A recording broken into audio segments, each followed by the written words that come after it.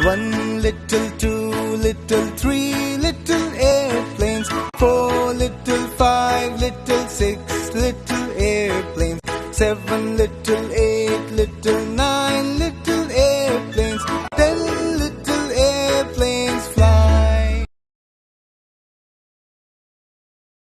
Okay, welcome. Today, we're just going to discuss about the four flight principal forces, which is essential to fly an object, meaning that anything that flies must have the four flight principal forces acting on it, and if none of the or there are not four, and there's none acting on it, then it's not flight. So, when you see an aircraft flying, it's simply because the four flight principal forces are acting on it. So we have the first four of the four flight forces, which is weight, and weight is simply the force that is directed um,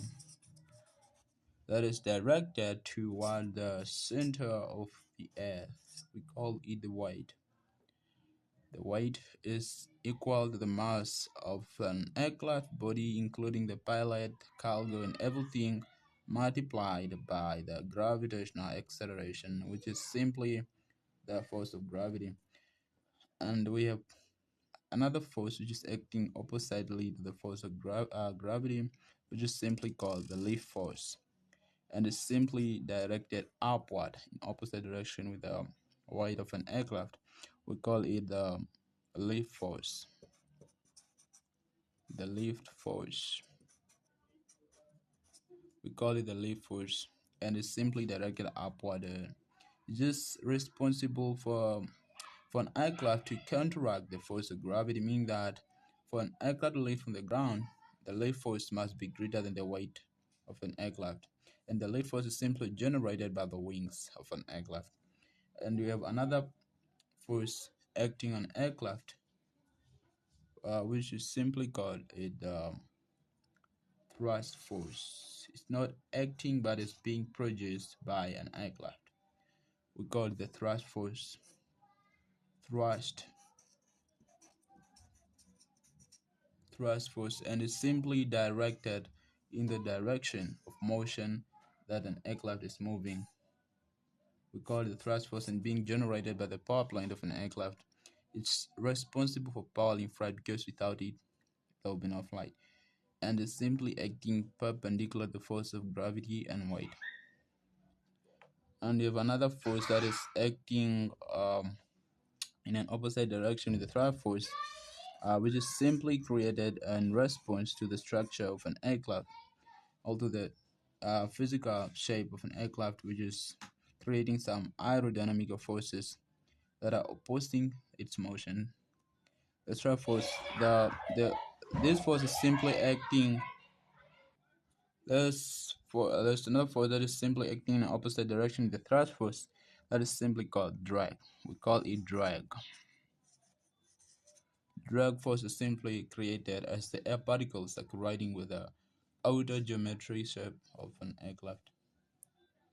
The drag force, which is acting oppositely to the thrust force and perpendicular to both lift and the weight of an aircraft. It's called the drag force, and is opposing the thrust force. And however, all these forces, they are very important for flight. Without them, an aircraft will not fly. Without the weight, there will be no lift, perhaps, and without thrust, there will be no drag. These are some of the most important forces of flight, and they are very important and essential to sustain flight. When the lift force and the weight at balance, so let me say they are equal, when they are sum is equal to zero, and the sum and the thrust force and drag force are also in balance, meaning that this aircraft is in level flight, meaning that is uh, in equilibrium, meaning that there's no other forces causing it to move, or else its level of flight. It's sailing in simple words. We call call this time when the lift, weight, thrust, and drag are in equal proportions and they are in balance, meaning that the aircraft is not gaining altitude, not losing altitude, and is not perhaps changing velocity, it's just moving with a constant velocity.